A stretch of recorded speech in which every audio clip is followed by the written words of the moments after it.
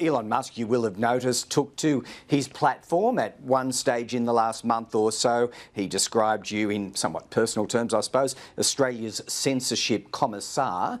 How did that weigh with you? Well, he issued a dog whistle to 181 million users around the globe, which resulted in death threats directed at me, which resulted in doxing of my family members, including my 3 children. So I think with great power comes great responsibility.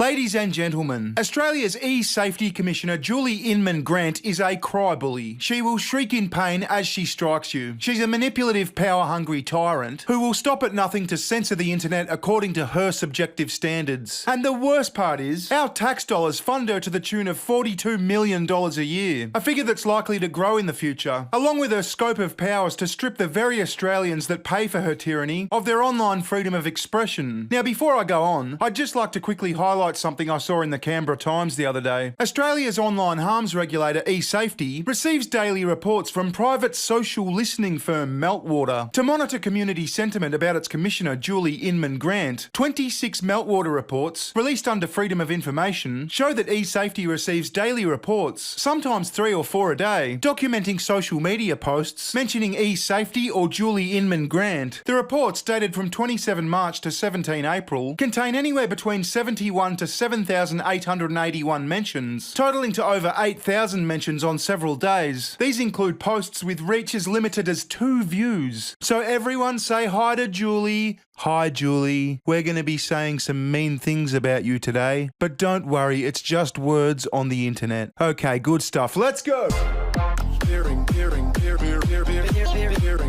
Okay, so I spoke about Australia's E-Safety Commissioner Julie Inman Grant a couple of weeks ago. At the time, she was all gung-ho about fighting Twitter and Elon Musk over the removal of a video of a bishop being stabbed in Australia. She was trying to get this video taken down worldwide, and as of just the other day, she's given up this fight because it turns out an unelected Australian censor cannot dictate what is and isn't allowed on the global internet. So she's done this interview on the ABC, part of which you saw in the intro, and I don't know whether it's to save face or whether she's just a cry-bully psychopath, but she's claiming that Elon Musk sent out some sort of dog whistle that led to threats against her and her family. Now, this is a tactic as old as the internet. If you don't like what someone says or does, claim they're harassing you. Claim they're driving hordes of crazed internet users to your doorstep. It's fucking lame and pathetic. I can believe that she got some threats, because I've gotten threats. Everyone gets threats. It's the internet. You don't take them seriously. And she doesn't elaborate as to specifically what this dog whistle was, apart from the fact that Elon called her a censorship commissar.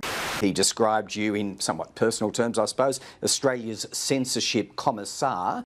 Now here's where the story gets funny. You might recall another video I did last month about Billboard Chris. Billboard Chris is a Canadian activist, I want to say. He might not call himself that, but that's what he does. He speaks out publicly about giving kids hormone blockers and stuff. Now Billboard Chris made a comment about an Australian transgender man, Teddy Cook. Now Teddy Cook's social media profiles are just rife with degeneracy. They talk about drug-fueled transgender orgies. There was even implied bestiality on their Instagram page. Now Billboard Chris said Teddy Cook needs psychiatric help, and the E-Safety Commissioner removed his post because it was transphobic, and Billboard Chris is fighting this decision. He thinks it's unfair that his post was taken down, and so do I, quite frankly. Now, as part of his appeal in the Australian Administrative Appeals Tribunal, he was emailed some documents. He was emailed some documents by mistake. Here's his tweet yesterday. More incompetence from Australia's E-Safety Office. They provide me with Teddy Cook's phone number in documents emailed as part of my appeal at the Administrative Appeals Tribunal. Tweet and Jules staff, Julie Inman Grant staff, then realised their privacy breach and sent a panicked email trying to retract the original email. I have no interest in doxing Teddy Cook or in targeting Teddy Cook, so she has nothing to worry about. I would like to see her removed from all responsibility in forming policy for people struggling with trans identification. A woman who promotes illicit drugs, bestiality, bondage and porn, and who thinks children should have body parts cut off because they're born in the wrong body, has no business crafting healthcare policies for kids or adults. As for E-Safety and Julie Inman Grant, perhaps their $42.5 million budget to censor the internet is not enough. They should hire someone to protect their complainants' private info. So here's Julie Inman Grant complaining about being doxed by, I don't know, some unnamed mysterious person on the internet because because of some vague, non-existent dog whistle from Elon Musk, and at the same time, she's releasing phone numbers of e-safety complainants to the person they complained about. I mean, you just can't make this shit up. So this trans man, Teddy Cook, has gone to e-safety and said, "Julie, there's a mean, nasty man from Canada. He says I need psychiatric care and I think that's transphobic. I wish to make a complaint about him." Julie Inman Grant takes her complaint, then sends her fucking phone number to the alleged harasser. Unbelievable. With great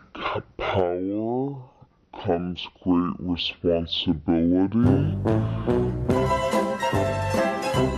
Now, just quickly, while we're shitting on the e-safety commissioner, I'd just like to highlight this Twitter post from Senator Ralph Babbitt last week. He says this has been banned by the e-safety commissar. The account which shared it originally has had their post banned in Australia, so I am sharing it. The office of the e-safety commissar must be shut down, or the powers of the office severely restricted. They should be going after the most egregious of things, like CP, not censoring speech that they do not like. And let's have a look at the video. In today's edition of Melbourne Doing Melbourne Things, we have a school in Montmorency, that has its own queer club, a primary school, for years 3 to 6. It was signed off by the school's dual principals and it's facilitated by this lady here, Trish Patsy. This is her Facebook page, and this is her Instagram, which looks exactly like I thought it would. But she also has a teaching page. Primary school. Look at this, we've got the pronouns in the bio, we've got the rainbow lanyard, the rainbow... Oh, it's just so... Primary school. Let me make something real clear, Trishy. There is no place for an LGBT club in any school, let alone a primary school. Also, just have a go at a lanyard. But yeah, keep telling yourself it's only happening in America. Now, Julie, remember, that was posted by Senator Ralph Babbitt. I'm just sharing his post. So if you've got beef, go after the senator. Please, I'd actually love to see that. Anyway, if you want to do something about this lady and her office, I noticed Avi Yemeni's running a petition at the moment called Sack E Karen. Now, I've got nothing to do with it, but if you want to have a look and maybe sign it, go for it. It's at sackekaren.com. Australia's e-safety commissioner, Julie Inman Grant, has got to go, and we need your help to make it happen by signing and sharing our petition at sackekaren.com. We are calling upon the Australian government to immediately remove Grant from her position as the e-safety commissioner. Anyway, I'm going to leave it there. I'm sure there's going to be updates. There always is. I hope you enjoyed the video, Julie, and I'll see you in the next one. Ta-ta, goodbye. Recession!